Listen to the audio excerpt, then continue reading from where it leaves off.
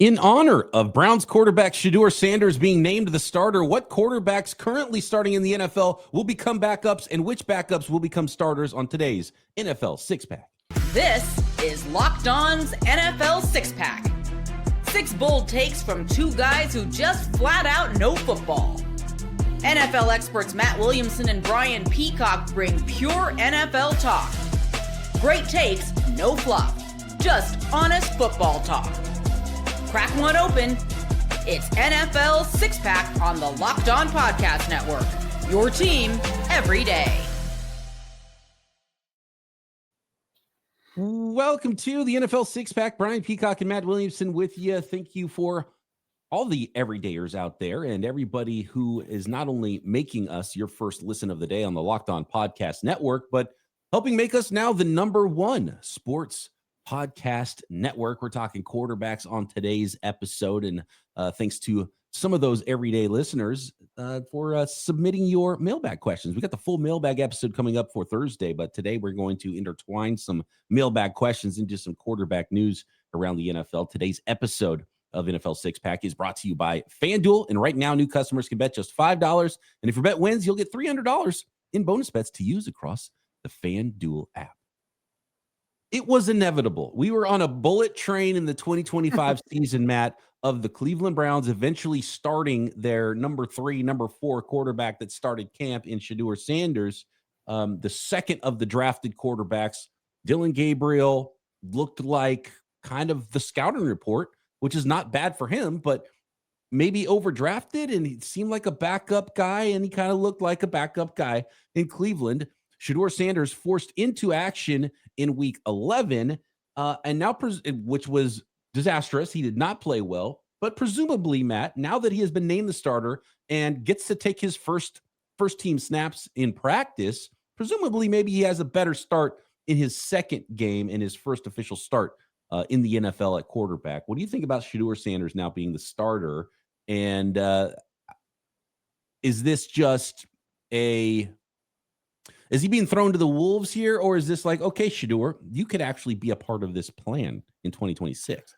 Yeah, I think it's a good discussion. And first of all, we have to mention Dylan Gabriel is still in concussion protocol, and it seems like the league as a whole eases these guys back a little bit more. I mean, I didn't say that exactly right, but I mean, most guys miss the next day or the next week, if not longer. CJ Stroud's not even going to play this Thursday because of concussions. Mm-hmm. That's going to be his 3rd one in a row.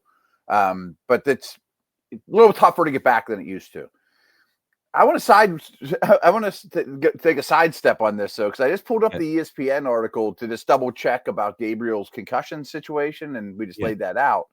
But they have a list here of when Shedeur Sanders takes the field Sunday, he will become the 42nd different quarterback to start for the Browns since the franchise returned in 1999. 42nd. And they even have all the 41 starters on here. I mean, Tim Couch, Baker Mayfield, 59 starts each.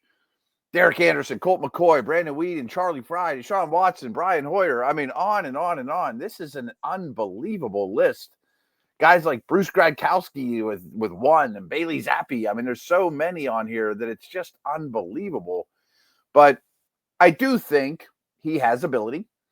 I do think I thought he was a day 2 pick, character and all that stuff aside. But I also am curious, did I even overrate him, to be honest with you? Because I think throwing to Hunter was very, very useful at Colorado. He took a ton of sacks there, which I really think is a quarterback skill or ability. And yeah, he throws the ball well, but his accuracy this past week was as bad as you'll ever see in an NFL game. I mean, it really was. And he got thrust to the wolves, and the Raiders are a lot different story than the Ravens. That's who he's going to play this upcoming week. Mm-hmm. And I also think his athletic ability was vastly overrated, probably because of his dad, but he's not much of a improv runner, etc. I don't want to call him a pocket passer only, but if you're a pocket passer mostly, with below average accuracy and take a lot of sacks, well, what's that leave you, you know? Yeah. But I am interested to watch. Clearly, the league was lower on Shedeur Sanders than the media was. And obviously, there's a lot of media hype around the Colorado program and Shedeur. And so we'll see if he can earn it here because his dad's not around to just give him the job. And that was one of the big questions, too, with him coming out. And so I'm fascinated to see what it looks like. And he should have a better shot this week against the Raiders. We saw how bad the Raiders are at covering guys on the back end and looked pretty disinterested as a football team last week, and having the opportunity in practice to be prepared and ready to go as the starter. So I'm fascinated to see how that goes. And I think there's as much of an opportunity as Shedeur to be in the plans as Dillon Gabriel for the Browns. I don't even know who's going to be coaching the Browns, and so there's a lot of questions around that football team. Yeah, always are with the Cleveland Browns, and of course they're going to have a high draft pick, and so there's. But it's an opportunity, and we kind of knew this opportunity was going to come eventually for Shedeur Sanders with this football team. So Shedeur, starter, can you hold on to the job the rest of this year? First of all, is Gabriel just going to get the job back? Is a question because it's kind of like, okay. He wasn't named the starter as in Dillon Gabriel's the backup. Dillon Gabriel can't play. And so that remains to be seen as well. And I think a good Shedeur effort would go a long way into saying, like, yeah, this guy's got to start the rest of the way. We got to see what he is. So I urge everyone to check out my Twitter feed at Williamson NFL. And that's not a pump, so you follow me. I really don't care about that stuff anymore. But coincidentally, I found this chart online where the graph is one axis is offensive EPA per play, and the other axis is success rate. And there's two charts right next to each other. One of them is for the season, and one of them is through the last 4 games. Because the league changes, and when teams scout each other, they look at the last 4 games and then go back to other things. And my point is, it is so stark how much worse the Browns offense is than every other offense in the league right now for the season or for the last 4 weeks. I mean, they're way ahead of like the Titans and the Raiders and the Saints and some of these garbage offenses. They're, when I say ahead, I mean worse. I mean, like bottom left, and I can't imagine it getting much better. Now, their skill guys aren't terrible, though. I mean, they use Fannin a lot. I think Judkins is a really, really good player. Their receivers are so-so, but at least Tillman got back. But it's the same thing I was really critical of them of the draft, is this offensive line isn't good now. It's only going to get worse. There's free agents all over the place on there, besides Dawad Jones, who's not in the lineup as we speak, too. And I'm curious, do you think Stefanski's back? Stefanski, we talked a little bit about this yesterday. I mean, he's coach of the year. Twice. He's twice. He's the last guy I would point to as really the problem. Mm-hmm. But at the same time, if you're going to clean house, why wouldn't he be a part of that as well? Because he's not winning either. But, I mean, what we really have to get to the bottom of is who was in charge of the whole the Deshaun Watson stuff, and like, was he leading the charge in that? And was it the deep? I don't think so. I don't think so either. But if you're a coach, you're trying to figure out quarterback, and you're the Browns head coach specifically, I could see why you'd be like, yeah, let's get a quarterback. I don't care about the other stuff. We need to sting a quarterback. And so I don't know. That's going to be a fascinating storyline is to get to the bottom of some of those things. Well, but at this point, I would say it's more likely that everyone's gone than back. And that includes quarterbacks, GMs, coaches. Yeah, I tend to think so too, which I don't know. Even if Shedeur is really promising, can he be the answer? I put that in quotes, the answer. I have serious doubts. And I think we probably do this too much, but it's like, oh, the 2027 draft's better than the 2026 draft. Is this right to fix the offensive line and build that nest we talk about and let Shedeur or Dillon Gabriel or whatever continue to battle, bring in another, by the way, tease for the next segment here. Yeah, I'd say maybe they're the next segment, Stopgappy guy for competition and try to build the thing and see what you're looking at with a new regime. And again, more patience for Browns fans and playing for the 2027 draft and finding your quarterback there, maybe if you don't find it in 2026. I think that's possibly going to be some of the plan for a lot of teams in the NFL. So I didn't say a lot about Sanders there that was glowing. And I do think Gabriel will last in this league as a backup. I think he's less than the backups we're going to talk about, but a long-term backup. But I am open to the idea that maybe Shedeur does enough from now until the end of the season, if he gets that opportunity, that you go with him, a retread that has ability, build your offensive line like crazy, and then give it a year, And Shedeur still has work to do, and he has to play a lot better than he did in his debut last week. Right. I think I'm out on Gabriel. I was like, okay, fine, backup. Maybe, but I don't think that's why I thought he was at Oregon.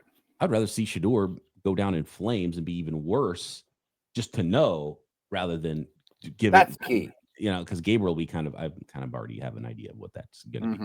Yeah. It was a small sample size, but I think we knew what he was before he did those games. And then during the games, he proved it, We're going to go to our listeners and utilize a question. It's a 6-pack inside a 6-pack. We've got 6 current starters who we have to decide if they're going to be a starter, backup, what in 2026. And then there's some backup quarterbacks that I think could go the other way and potentially be starters in the NFL in 2026. We'll get into all of that next. Today's show is brought to you by our friends over there at Peloton. Look, folks, it's time to break through the busiest time of the year with a brand new Peloton cross-training Tread Plus that's powered by Peloton IQ. It's Peloton's most elevated technology and equipment yet that gives you real-time guidance, and it gives you endless ways to move, whether you want to work out by yourself or if you want to work out with your favorite instructor, like my personal favorite, Alex Toussaint. He always gets me fired up to tackle the day. And the thing I like about Peloton, it helps me achieve more in less times. They have features that help you plan, stay motivated, track your progress, and Peloton IQ also provides personalized workout plans and recommendations. That's something that I use right now during the busiest time of the year covering the NFL. They plan my workouts for me based on my mood, my vibe, and also my favorite instructors. So make sure you check it out and use it, because it also helps you correct your form in real time, and it maximizes your reps. It counts your reps so that you can do it smarter, safer, and more efficient. Let yourself run, lift, flex, push, and go. Explore the new Peloton cross-training Tread Plus at onepeloton.com. All right, before we get into our 6-pack inside a 6-pack here, real quick note, Matthew Stafford, congratulations. I was kind of blown away when I saw this, but it makes sense. He has officially now become a winning quarterback in the NFL for the first time ever in Matthew Stafford's career. He is over 500 as a starting quarterback. And I'm not a QB wins guy because clearly Stafford wasn't the problem with the Detroit Lions, but 116, 115, and 1 now is the career record for Matthew Stafford, which just goes to show you how bad those Detroit Lions teams were. And for people that don't remember, was it the 2009 draft? The Lions were like, we trash on the Cleveland Browns as an organization. They were looking down and laughing at the Detroit Lions, right? The Detroit Lions didn't win a single game, which was like the first time that's happened ever at the time. I can't remember, but they didn't win a single game before Matthew Stafford was drafted in, I think, 2009. And that was just a bad football team. So there was a deep chasm for that organization to climb out of, and they finally made it. And they were a little better at the end of the Stafford era. But congrats to Matthew Stafford, winning NFL quarterback. It's a pretty amazing stat, considering I think he's almost a lock now for the Hall of Fame, especially if he happens to win the MVP this year or Super Bowl or even get to like the Final Four. I mean, I know we're going to talk about quarterbacks in the future and things like that. I'd be shocked if he hangs it up after this year too. I mean, things have gone incredibly well. No one's talked about the back issue. That's all we talked about with the Rams, all through training camp. That seems like 100 years ago. And I just hope someone doesn't stand up at the Hall of Fame vote and be like, this guy was hardly a 500 quarterback. Like, what are we talking about here? Yeah, got to be the first quarterback in history where he was already a Hall of Fame lock and he hadn't been an above 500 quarterback for his career. Has to be. Yeah. Has to be. Pretty amazing. Here we go. Let's go to Mark here. Appreciate the question. And this isn't our official mailbag episode, but we're trying to dive a little bit more into some listener topics. And this is a good one that kind of goes right into our quarterback centric episode that we've got going on today. And Mark asked this question. So here's a 6-pack of quarterbacks for us, Matt. Okay. Tua, Kyler Murray, Yep. Bryce Young. We've got Smith, Lawrence, and Mac Jones as well. So Geno Smith, Trevor Lawrence, Mac Jones, Kyler Murray, Tua Tagovailoa, Bryce Young. Okay. Is that 6? 1, 2, 3, 4, 5. Yeah. 6. Yeah.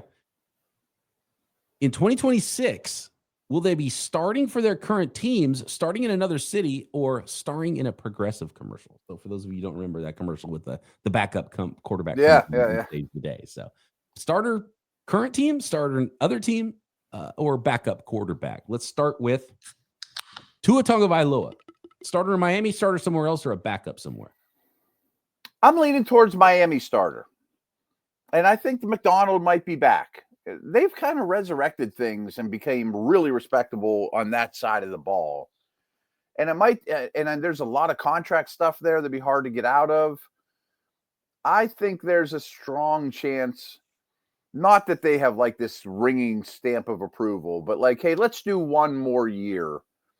We got skill guys, build our O-line a little bit more, work on the defense, and maybe you draft one in the 3rd round with upside or something like that. I'll buy that he's at least week 1 starter next year, and it's more likely that he's around than McDaniel's around, I think. And yeah, new regime comes in, it might be too difficult to get out of the contract, and you can't find a home for him somewhere else that makes it worthy for you, and you don't want to have no quarterback. So he's at least the starter, and maybe you have another contingency plan to compete with him. So I'm with you on that one. Likeliest is he starter for the Miami Dolphins next year. Agreed. Kyler Murray. Okay, I don't think he'll be back. I think he'll be a starter somewhere else. Yes, I definitely think he's a starter. He's not going to go the backup route like a Sam Darnold or someone like that, I would think. No, I don't think he has to take that far of a step back. Yes. I think he could end up with the Raiders or the Vikings or somebody like that either has a young quarterback. Not that he's the mentor type. Here, learn how to play Call of Duty from me, but right. I think that especially he should send a Christmas card to Darnold and Baker and Daniel Jones, because somebody's going to say, who's this year's version? And there's not as many out there as there usually are, that he's the one that jumps off the page of who's a talented early pick that I can reclimate his career. I'm not even sure that's a word. He'll be the highest upside, youngest with starting experience quarterback that a team says in their meetings in the offseason identifies him as, this guy could start for us in week 1 and be good. He's going to be the right name on that list of available players. I mean, I have some insight. I don't think he'll be a Steeler, but that would be like the perfect spot for a Kyler. You know what I mean? And I don't know if it's going to be the right move for a team, but that will be, that's what the resume says for Kyler Murray. And so that's how he'll be treated. And I don't think it'll be with Arizona. Arizona didn't do him a ton of favors. That's a conversation they'll have. Arizona didn't do a ton of favors. We had a high grade on him. We'll bring him in. We drafted a kid last year in the 3rd round we maybe like, or we'll do the same thing this year. And our quarterback coach is smarter than theirs, and we'll go from there. Some hubris involved as well, which always happens in the NFL. Here we go. Bryce Young, starter for the Carolina Panthers, starter elsewhere, or a backup?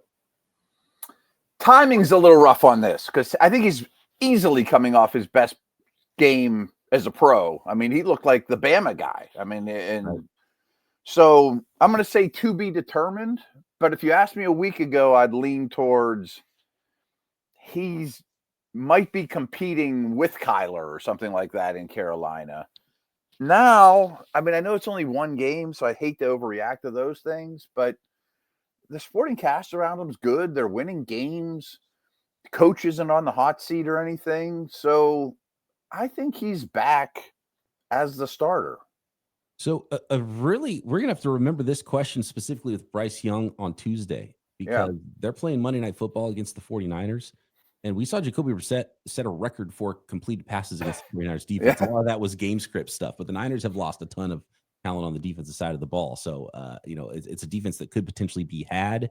Is it a game where there's a lot of points scored, Or is it a team where it's like, yeah, these guys were fraudulent at 6-5. They're not a playoff team. And everyone saw it on Monday Night Football. We might have two very different conversations about Bryce Young and a different answer for this question on Tuesday's podcast than we have today on Wednesday after Monday Night Football. Right now, I would say backup, probably. You think Bryce Young's a backup? Like he just came off his best game of his career, and I would have said 100% a backup the week before. So kind of volatile here with Young, and it just hasn't happened yet. And I think there's been enough time, but maybe we'll just see a crazy run and they become a playoff team.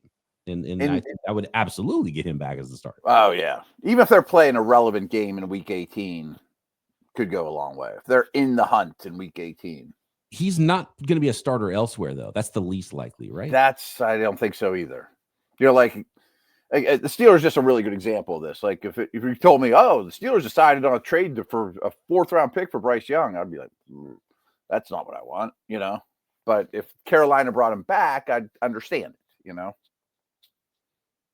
Next, we want to talk Trevor Lawrence, Mac Jones, maybe even some backup quarterbacks that could become. On the flip side of that, starters. I got a name I want to throw in that hat too. Okay, there's a few interesting names there on that regard. We'll get to those next.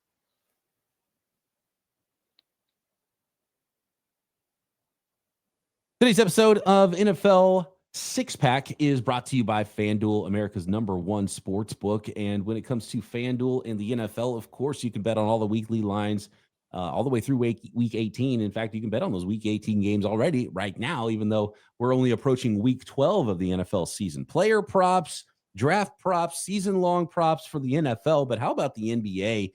And there's so many ways to play. With the NBA being back, no better place to get in on that action than FanDuel, the official sports betting partner of the NBA. And even if you missed the start of a game, you want to ride the hot hand, FanDuel has live bets on everything from who will score next to fourth quarter comebacks, and everyone makes a run in the NBA, so it's always a lot of fun. And you can even combine your live bets into a same-game parlay for a shot at a bigger payout. Right now, FanDuel is giving new customers $300 in bonus bets when your first $5 bet wins. All you got to do is head to FanDuel.com to sign up and play your game with FanDuel, the official sports betting partner of the NBA.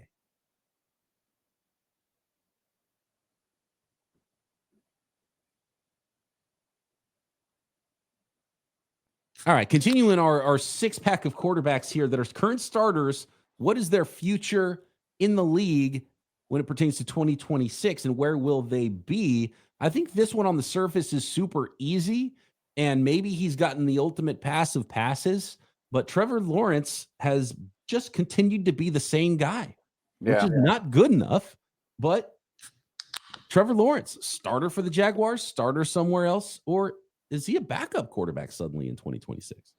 I'm less a Trevor Lawrence supporter than I've ever been. I mean, so I've often been. You've been behind him the whole way. He should send you money for how much you've believed in Trevor Lawrence. And we did some, prosecuting attorney or defending attorney, and I was his defending attorney forever. Now I'm neither. I mean, I used to be his defending attorney. Now I'm neither. But I think this is the easiest one. He's going to be the Jag starter next year. He'll be the Jag starter, even though he does need to find new representation than Matt Williamson. Yeah. He'll be the starter next year. I think at some point he could go through the whole needs to rehab his image. It's just, it probably we might have that conversation 1 year from now where just okay, now he's hanging out with Shanahan or McVay or somebody like that. And part of that would be the collapse of the Jaguars that we started to kind of see, but then they had that big win last week against the Chargers and thumped them. And if the Jags are a playoff team, no chance. But if things start to look really ugly, you might start to feel like a warm seat there with the quarterback and who knows, maybe even the new head coach in Jacksonville. How about Daniel Jones? He's the starter, period, right? Oh, yeah, he gets a big extension. I said Mac Jones earlier. This is about current starters, I think, right? Let me reread his question. I know Geno Smith was one of them. We haven't talked about Geno yet. Oh, yeah, Geno Smith. Let's go to Geno Smith first. Right. Let's go Geno Smith here. He's only got last names. He said Jones, but he said starter, so I assume he's talking about Daniel Jones. That one's easy. Daniel Jones is the starter next year for the Colts. He's going to get a big contract. He's not going anywhere. He should be thrilled about it. Yeah. I mean, Richardson's in the next conversation. Could he end up? Who knows what happens to him? But I think Daniel Jones is the Colts quarterback, period, end of sentence. especially, I just want to throw this out there, especially after the Sauce trade. I mean, Daniel Jones's agent went, "Oh, I'm glad about that Sauce trade because now I have him over a barrel. What else are they going to do?" Yeah, go get another quarterback. Good luck. Right? Yeah. Yeah. Jones is going to make a lot of money. It might be. He's going to make a lot of money, right? Yeah. That might not end up working out for them. A year from now, we might be like, "Oh, it's another bad Daniel Jones contract." But that's what's going to happen. Geno Smith, starter for the Raiders, starter elsewhere, or a backup? Could he have? Well, I'm going to break the name I was going to add to the mix is Flacco, because he's a starter as we speak. Could Geno become the next Flacco and just play for like 4 teams over the next, or play for 3 teams over the next 3 years and sling it all over the field and throw a lot of picks, but also throw up a lot of yardage when Burrow gets hurt? And, like, can he be that guy? Well, one of the Flacco thing was he always starts as the backup and then becomes the starter. So that would make him a backup, not a starter elsewhere, at least week 1, right? He wouldn't be the plan for some team. Exactly. But if I'm Minnesota, do I want one of these two? And they know at their age, they're not the long-term plan. I mean, right. That's why I kind of lumped them together. Is I don't think either one will be out of the league. Geno's played really poorly. Flacco's played more than well enough to say, I can win games with this guy. Yeah, Flacco's played better than Smith this year. Clearly. Geno, I tend to think even if the Raiders do something, Geno is Pete's guy. I don't know if Pete comes back, though. Yeah, one and done for Pete would definitely change things. I think. Yeah. I would say that Geno's the starter week 1. Does he finish the season next year as the Raiders starter? That's another conversation. But week 1, starting quarterback for the Raiders is Geno Smith. With a high draft pick.